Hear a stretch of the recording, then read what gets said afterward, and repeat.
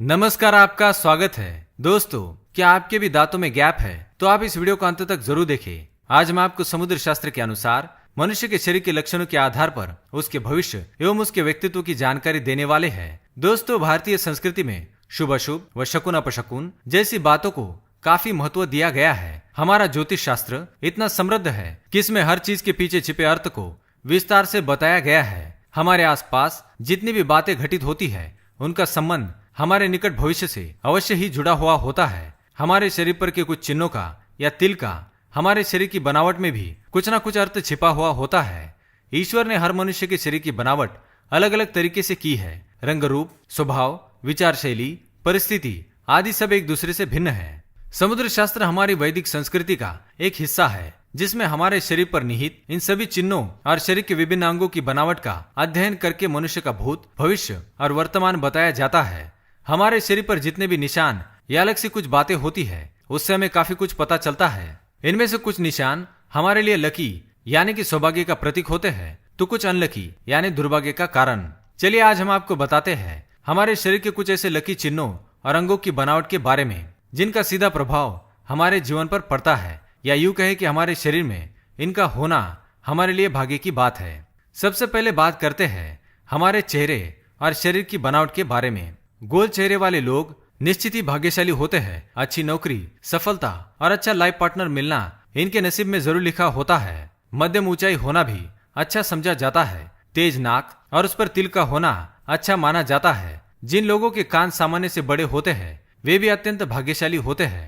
चौड़ा और लंबा माथा, उस पर पड़ने वाली लकीरें भी हमारे सौभाग्य को दर्शाती है। यूं तो बालों का कम होना या गंजेपन को सुंदरता की दृष्टि से अच्छा नहीं माना जाता, परंतु ज्योतिष शास्त्र की दृष्टि से देखे तो गंजे लोग ज्यादा भाग्यशाली माने गए हैं।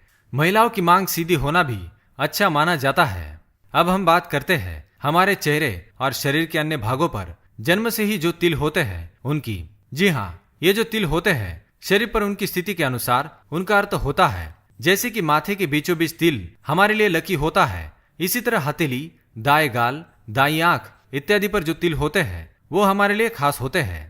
मोतियों जैसे सफेद दांत किसे पसंद नहीं है, और बिना फट यानी कि बिना गैप वाले दांत तो अच्छे ही दिखते हैं, परंतु समुद्र शास्त्र के अनुसार जिस व्यक्ति के दांतों के बीच में गैप या फट होता है वे ज्यादा सौभाग्यशाली होते हैं। नौकरी में उच्च पद पर आसीन ये व्यक्ति आर्थिक दृष्टि से भी सबल होते हैं। इसी प्रकार जिनके दांत थोड़े से बाहर निकले होते हैं वे थोड़े जिद्दी और ज्यादा बोलने वाले होते हैं, पर भाग्यशाली भी होते हैं। अब बात करते हैं हथेली और तलवों की। हथेली और तलवे यदि हमेशा कोमल, गुलाबी और समतल रहते हो, साथ ही हथेली का मध्य भाग उठा हुआ और रेखाएं भी स्पष्ट हो, तो व्यक्ति भाग्यशाली होता है। हथेली पर त्रिभुज का निशान भाग्यशाली होने की निशानी है।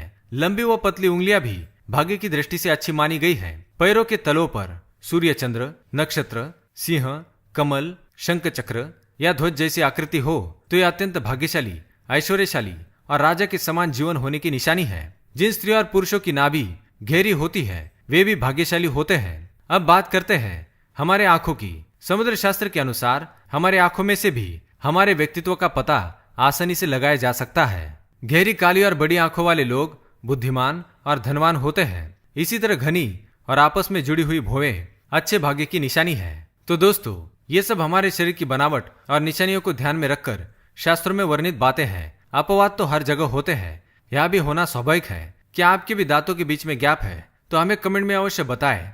अगर ये जानकारी आपको पसंद आई तो वीडियो को लाइक करें, कमेंट करें और शेयर करें। साथ ही चैनल को सब्सक्राइब करना ना भूलें। धन्यवाद।